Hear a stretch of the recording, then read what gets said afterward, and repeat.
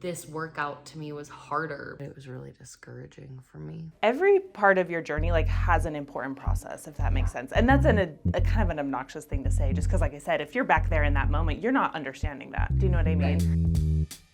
Hi guys, welcome back. This is week 2 of my transformation journey. Week 2 was a lot more manageable in terms of my schedule. Things definitely calmed down, but I was really struggling with still feeling a lot of burnout from the first week because so much happened that first week and that first weekend. And at the beginning of the week on Tuesday, my sister moved, and so there was just like a lot of emotional pressure this week.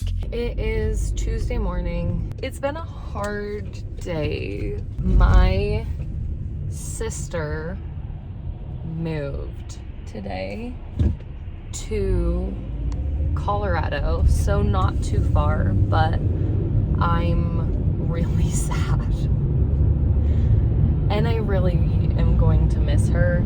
I've cried a decent amount over the past couple days, but like I didn't cry this morning when we were dropping her off.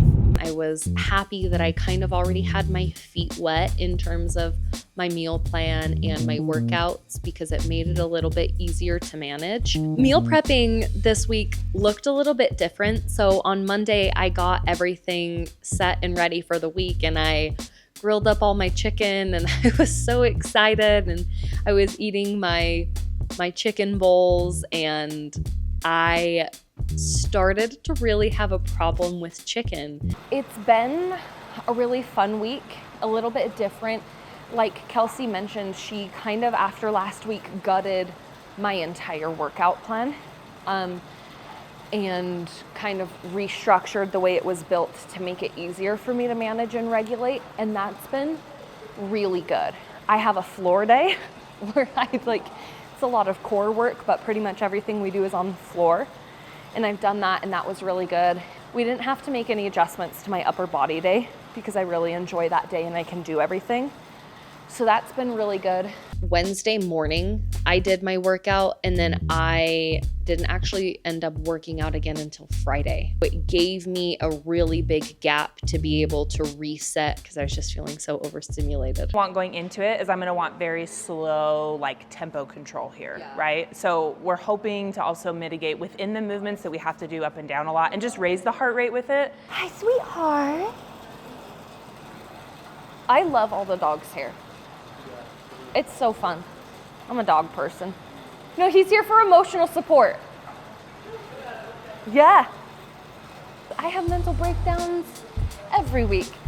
I think my main one was yesterday that I kind of touched on, but just my body was shutting down and I didn't want it to, but it caused me to have to cancel yesterday's workout and instead just focus on my step goal. Tuesday night we did a workout, and then Wednesday morning we did a workout, and we found out that that is not enough time for me in between workouts for my body or my brain to reset. And I was just in a foul mood on Wednesday all day. During my workout, it affected me the rest of the day. So we now know to avoid that when we can.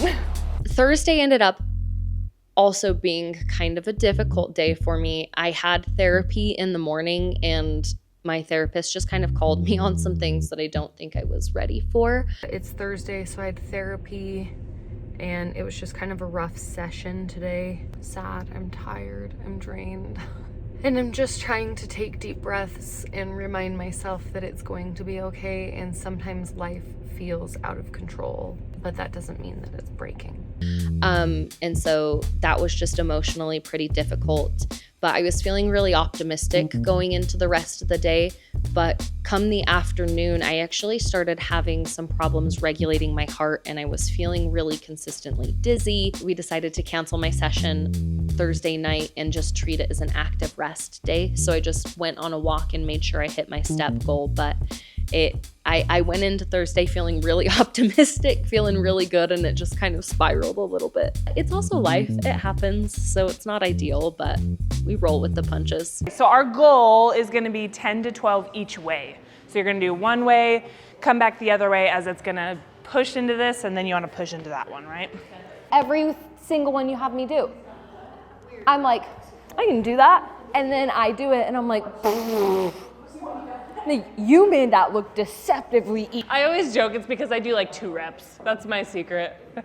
Friday was a really good day for me. I think allowing myself the grace to have breaks throughout the rest of the week really set me up for a successful weekend. I was nervous going into my workout on Friday because I had a feeling it was going to be legs day, and legs day is my least favorite day. I actually really enjoyed it. I felt like I had a good workout. I had fun. Whichever ones feel good, I'm like, we're gonna capitalize on volume. Really, we can start with 3, and then that can be part of my adjustment going forward, is if we go into some of our movements and say we're just like, we have to decrease the amount of exercises we're able to do, let's just say worst case scenario, then I know going forward, we put more emphasis into this one, so we just get a little more volume as a whole of like working sets, rather than stuff that's just not really working us, but also creating havoc in our body. I think the biggest takeaway for me in week 2 was that while it is important to push yourself, it's just as important to give yourself grace and space and time to heal, because sometimes that's the most beneficial thing you can do. It sums up the week. Like, I struggled a lot, and it wasn't until I allowed myself to have a break that things actually started to get better. Well, that's pretty much it for this week. I hope you guys enjoyed the episode, and I can't wait to see you for week 3.